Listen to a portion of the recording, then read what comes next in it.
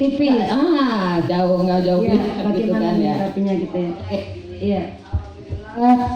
Anak saya yang pertama Iya. udah bisa beli rumah Iya. di Cibubur, harganya 1, sekian dah. Iya. Pokoknya calonnya udah ada. Iya. Saya tuh kaget. Hah? Orang saya ini maksudnya bersyukur Iya. apa pamer Iya. kan gitu ya? Iya, Bu. Apa hal-hal yang seperti itu termasuk mungkin dianya sih mengucapkan Iya. tuh mungkin rasa syukur. Iya. Tapi kalau orang yang tidak tahu kan kayaknya Iya. kok sombong sih gitu. Ya, Bu Ustazah. Iya. Kira-kira seperti itu. Iya. Kemudian gini, kadang-kadang memang ya seusia-usia kita itu lupa dikasih cobaan sama Allah. Iya. Padahal kalau kita untuk menyikapi umpama ada rasa di lutut cenut-cenut, Iya. atau di leher, Iya. atau di pundak, kalau memang kita itu merasa sudah kita nikmatin aja, Iya. mudah-mudahan hilang gitu Hilang ya. sendiri. Nah kayak tadi kayak minum obat apa itu kan udah karena Allah. Iya. Jadi diuji itu mungkin karena Allah Iya. sayang kepada kita. Iya, benar. Jadi jangan mengeluh, oh iya saya sakit, oh Iya. ini kesemutan, oh ini lututku ini. Nah kalau ya memang itu sudah alami. Pertanyaannya aja. Tapi yang ya saya tanya, iya, apakah itu termasuk kita kurang bersyukur Iya. gitu? Padahal Allah Yang itu kedua tadi ya, Bu. iya, padahal Allah itu memberikan apa sih namanya rasa Kenikmatan, sayang, iya. kenikmatan. Ya, Iya. itu aja Iya. dua. Terima kasih Oke. buat Ustazah Lulu. Iya. Terima kasih. Saya jawab yang pertama. Ketika seseorang menyebutkan kenikmatannya terhadap makhluk itu diperbolehkan. Ada dalilnya fa'in nama birobbika fahadis. Apabila kamu mendapatkan kenikmatan dinyatakan kepada manusia itu boleh. Seseorang menceritakan kepada kita, artinya kalau dalam forum yang memang membahas tentang itu nggak masalah, karena memang dia dari mana kamu? Alhamdulillah ini bayarin tanah anak saya gini. Iya anak saya mah sama. Itu mah tidak sombong. Artinya apa? Kesombongan itu yang tahu adalah dirinya sendiri. Yang terpenting ketika ada teman kita menunjukkan syukurnya, menurut kita aja harus positive thinking. Kita nggak boleh menuduh ketika teman kita misalnya ngomong, ya anak saya aku habis beliin anak saya rumah harga 1 M. Kita yang mendengar harus menjadi orang yang baik. Artinya apa? Masalah dia pamer belagu urusan dia, hati dia yang dosa. Tapi urusan kita adalah ketika mendengar saudara kita mendapatkan kebahagiaan, kita kira alhamdulillah ikut girang. Nah gitu. Karena memang dalam Al-Qur'an itu orang menampakkan sedekah, orang menampakkan kebaikan itu diperbolehkan, tapi menyembunyikan sedekah atau kebaikan itu lebih baik. Nah sama Ibu menunjukkan rasa syukur. Bikin status Ibu, alhamdulillah anak saya dapat mobil dari kantor. Kita yang melihat status harus tidak kerasukan setan, ikut girang, alhamdulillah ikut seneng. Udah gitu aja, nggak usah aduh timbang mobilnya Avanza saja diposting, anak saya mobil CR-V kok saya posting. Nggak boleh, berarti yang jahat adalah kita yang membaca status. Itu yang pertama. Yang kedua tadi adalah tentang sakit. Dalam hadis Rasulullah disebutkan, "Idza ahabballahu qauman ibtalahum." Artinya, idza apabila ahabballahu qauman, Allah jatuh cinta kepada hamba-hambanya, ibtalahum, Allah akan berikan ujian terus-menerus. Jadi sekarang kita sudah harus tahu resepnya. Ketika kita diuji oleh Allah bertubi-tubi, harus kembalikan kepada resep Rasulullah. Allah jatuh cinta sama saya. Pasti di balik ini ada kemudahan, di balik ini ada martabat, di balik ini ada derajat. Karena saya percaya apa yang disampaikan Rasulullah. Ketika Allah jatuh cinta kepada kalian, ibtalahum, dicemesin terus. Justru kita harus khawatir kalau nggak diuji oleh Allah. Berarti Allah tidak akan ngeh sama kita. Gitu ya Bu Haji. Bagus. Ada lagi pertanyaannya? Silahkan. Ibu-ibu masih ada yang mau bertanya? Bangga. Tidak ada. Bangga Ibu. Bismillahirrahmanirrahim. Assalamualaikum Bu Haja. Yang ingin saya tanyakan, sejak kehilangan suami, saya kalau ibadah atau berdoa apapun mendengar kalimat Rasul, kalimat Allah, justru air mata. Ya. Apakah dengan saya begitu sholat saya apakah batal? Oh pas sholat ya? Iya, ketika sholat Iya. atau sedang berdoa gitu. Iya.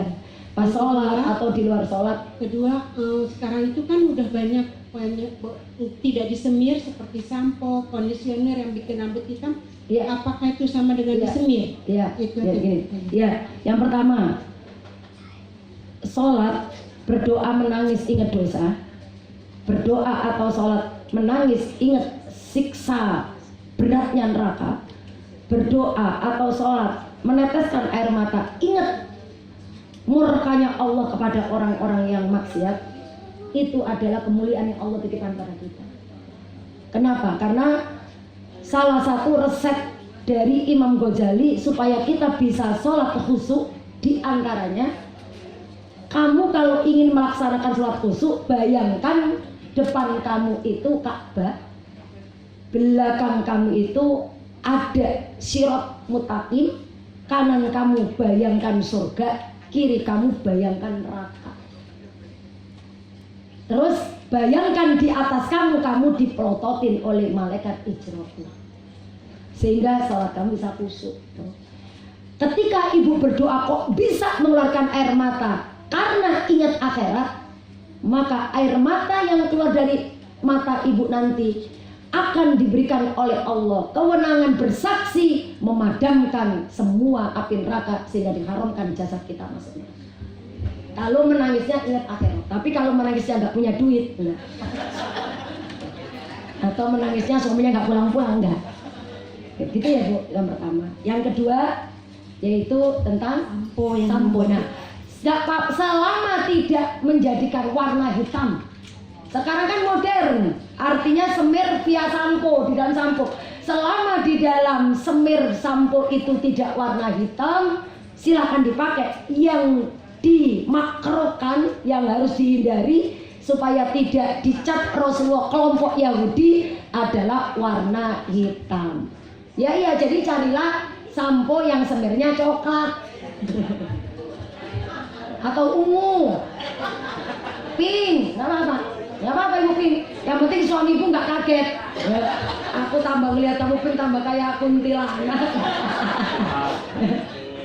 Ada lagi begitu ya Bun? Bapak-bapak monggo Kak, silahkan. Yang sebelah sana ibu.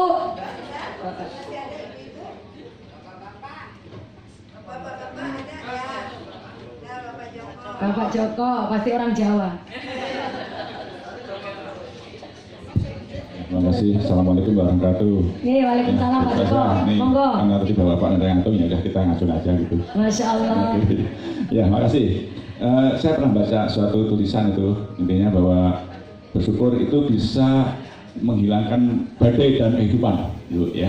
Jadi bersyukur itu bisa menghilangkan dalam badai kehidupan. Oh badai ya. Badai kehidupan. Badai persoalan yang sulit. Iya, betul. Yang heboh lah gitu Bu ya. Iya. Ya. Ini kira-kira bagaimana untuk dulu saja gitu ya. Iya. Kira seperti apa ininya ya? Maksudnya dari kalimat itu. Sufinya seperti apa? Iya. Makasih. Iya. Assalamualaikum warahmatullahi wabarakatuh. Nah, bersyukur itu salah satu tangga makrifat.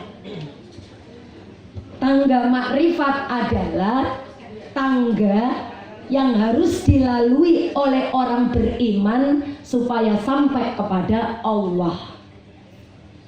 Orang jangankan sampai, baru mendekat dengan Allah pasti merasakan ketenangan bagi yang beriman. Dan hanya orang yang berimanlah yang bisa punya sifat syukur. Karena syukur itu tangga makrifat, otomatis orang yang punya sifat bersyukur, dia adalah orang yang punya kekuatan iman. Ketika orang itu punya iman, berarti dia percaya Allah melindungi saya, Allah menyelesaikan urusan saya, Allah menghentikan semua persoalan hidup yang sulit bagi saya. Allah lah yang nanti akan menguasai, sehingga akan muncul otomatis jiwa tenang. Paham Pak? Sehingga kalau ada kalimat bersyukur bisa menghilangkan badai, itu adalah realita bagi yang memiliki sifat syukur dengan kacamata iman. Kan ada orang bersyukur itu cuma lisannya doang. Contohnya, aku mah berterima kasih sama Allah, aku wiritannya banyak, aku bersyukur berarti, tapi ngomel mulu.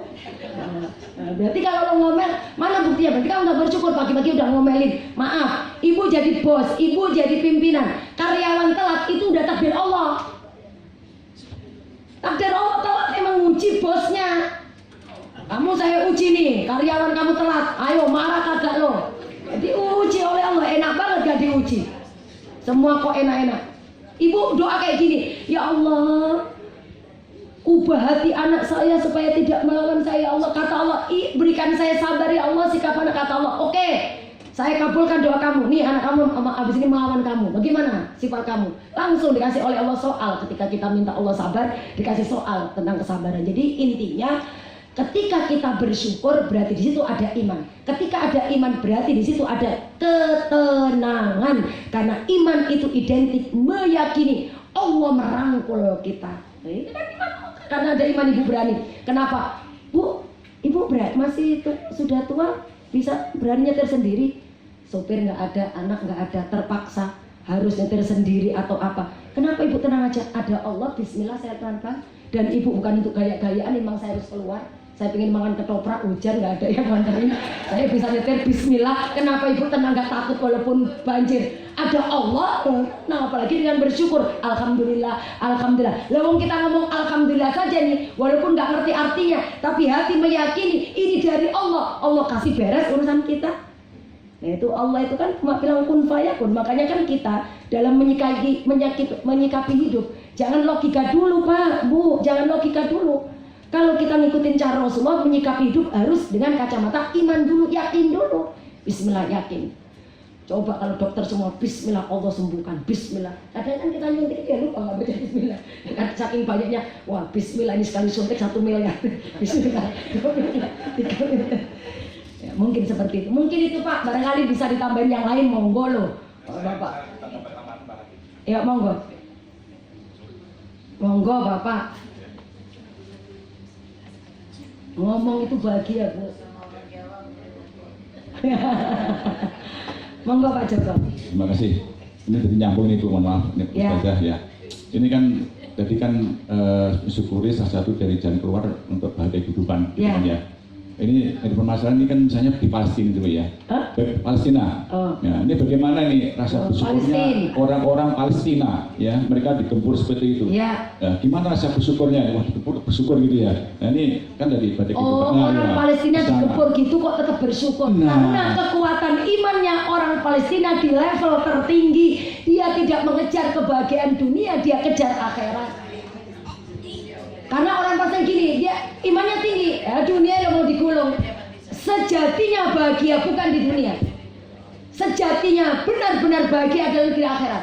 Kebalikannya, sejatinya kesedihan nggak ada, dunia sedih itu nggak ada.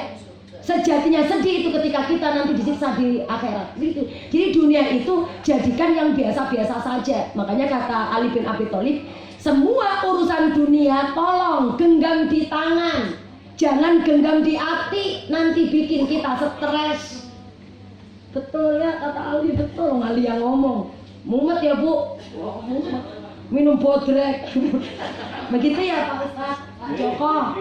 Ya ada lagi Pak Ustaz Pandi, Pak Pandi. Assalamualaikum warahmatullahi wabarakatuh. Tadi Ustaz punya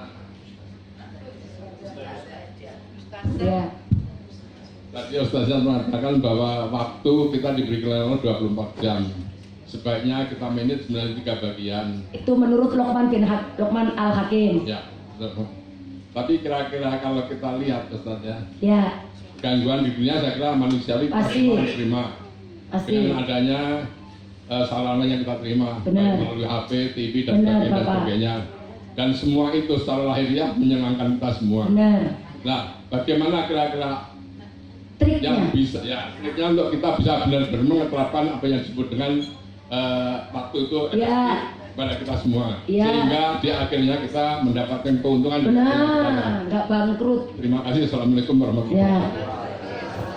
Ya, intinya supaya bisa taat sempurna itu bagaimana? Pertama nyari ilmu. Nyari ilmu dulu. Orang kalau sudah tahu ilmunya malah nggak pakai diminta, langsung tahu ilmunya. Makanya supaya bisa istiqomah mengatur waktu 8 jam, banyak duduk di majelis ilmu. Bapak kalau sering duduk di majelis ilmu agama, otomatis imannya naik.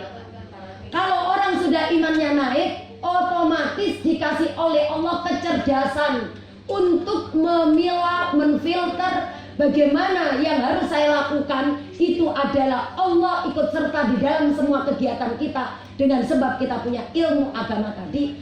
Ilmu agama yang dipraktekkan berarti Bapak Ibu dapat stempel orang alim. Orang alim menurut Allah itu bukan orang yang pakai sarung, bukan orang yang pakai baju koko, bukan orang yang pakai sorban atau gamis panjang.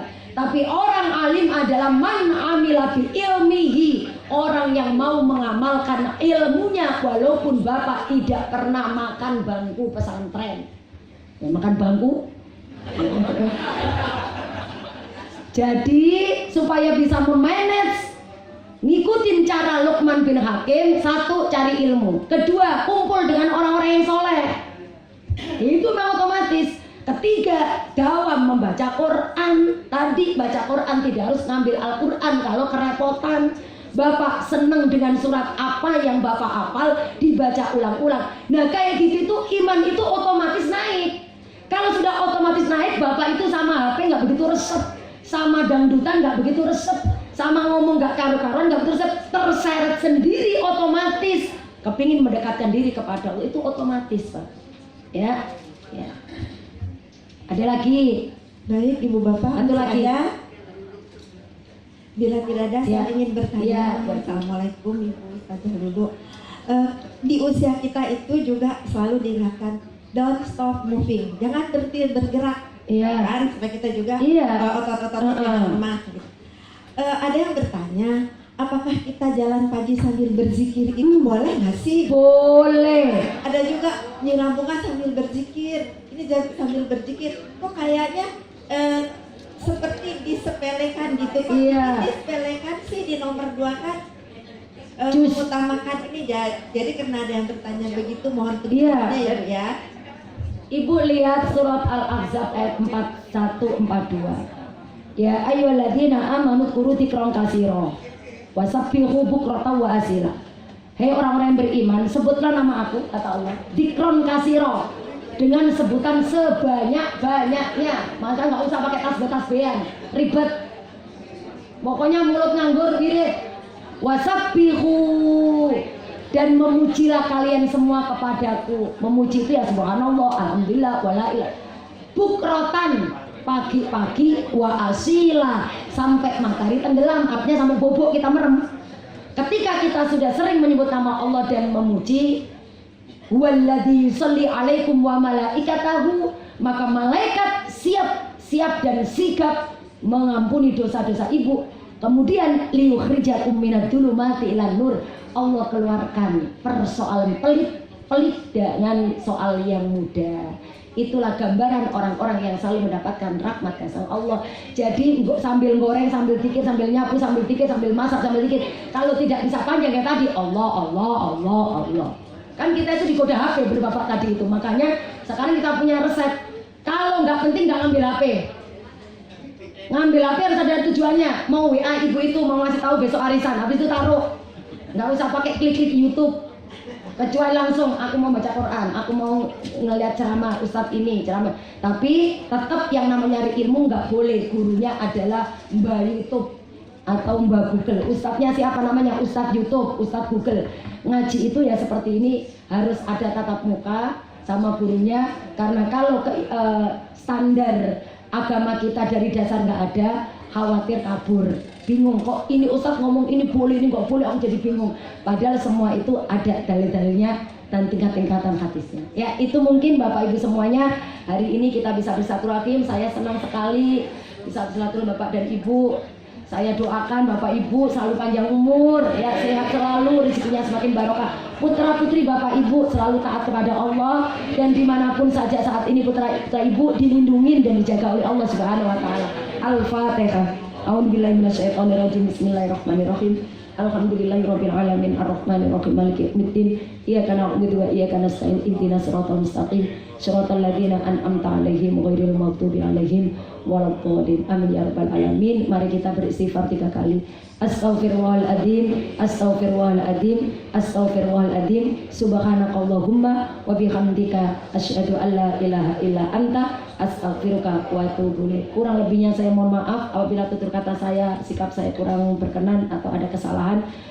Allahumma muwaffiq ila aqwamit thoriq. Wassalamualaikum warahmatullahi wabarakatuh. Waalaikumsalam. Terima kasih Ibu Ustazah Lulu. Terima kasih juga atas kehadiran Ibu Bapak sekalian. Semoga kehadiran kita di sini menambah iman dan syukur kita kepada Allah Subhanahu wa taala dan mengangkat derajat kita.